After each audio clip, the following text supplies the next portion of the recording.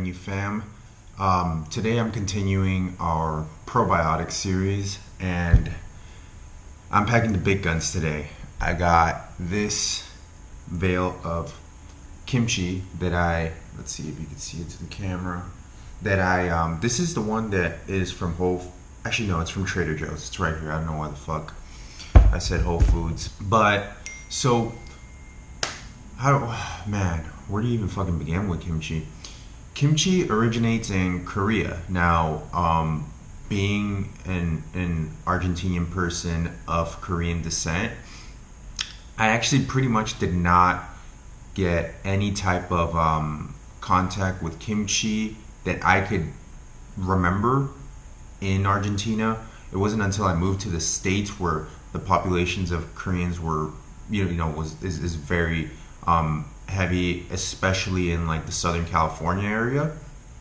But the kimchi is by far one of the most, if not the most potent form of probiotics.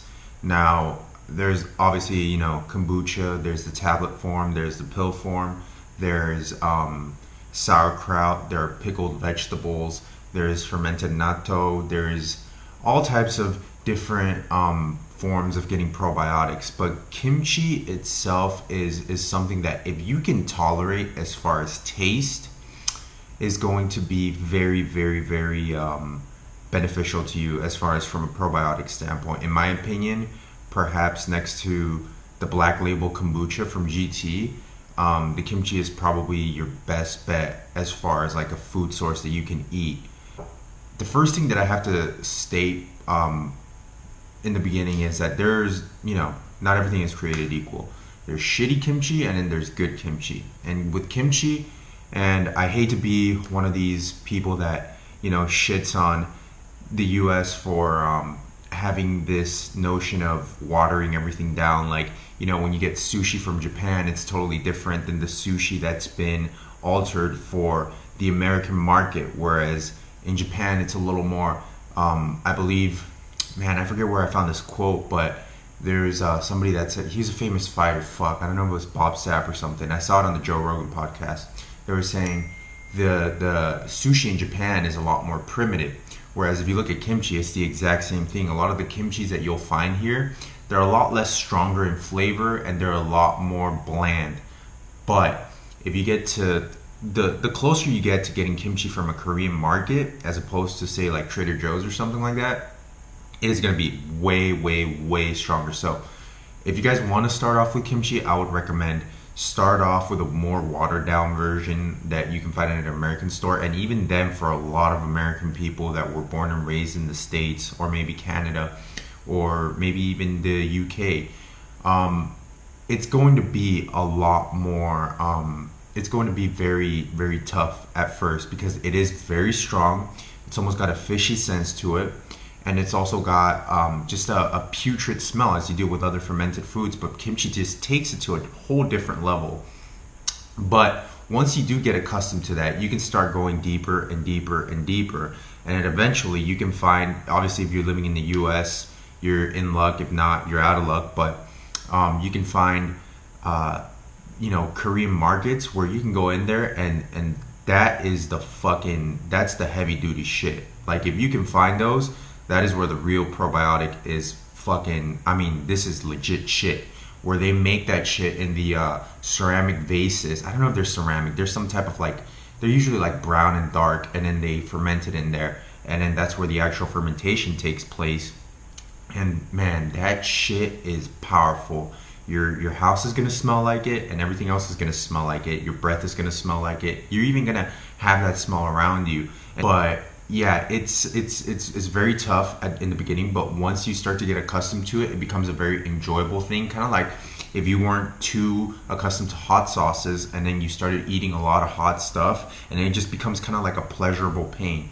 It becomes kind of like a pleasurable, putrid, rotten flavor. And it's so ironic and it's so counterintuitive to what you might think, but that actual rotten flavor actually comes back, and it there's some people that unfortunately can't ever assimilate to it, but with an open mind, I believe that you can actually make it a part of a lot of yummy things. You can even throw it on top of French fries for fuck's sake. And once you get accustomed to the flavor, it's gonna be awesome.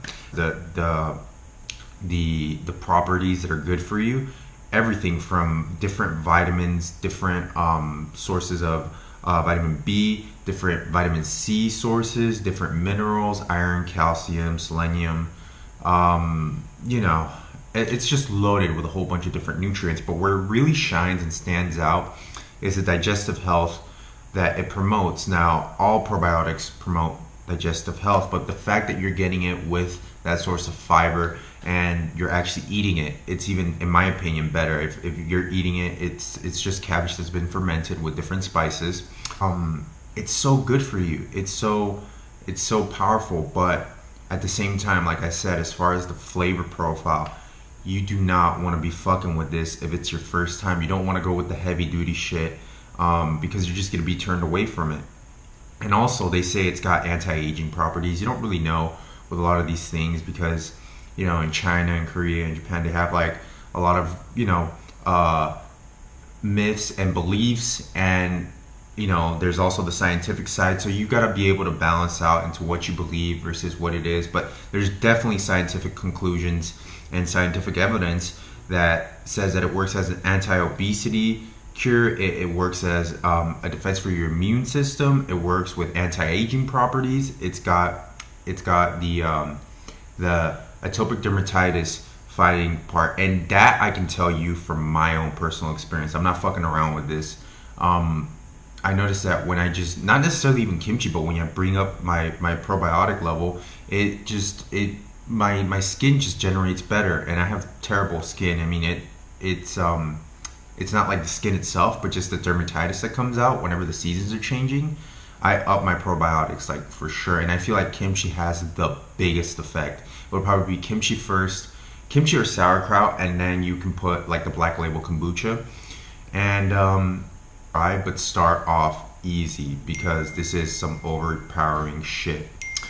Other than that, I'm gonna be doing different reviews for those of you American or Canadian or UK or wherever you are in the world that kimchi is not a big safety, where kimchi is not a big thing.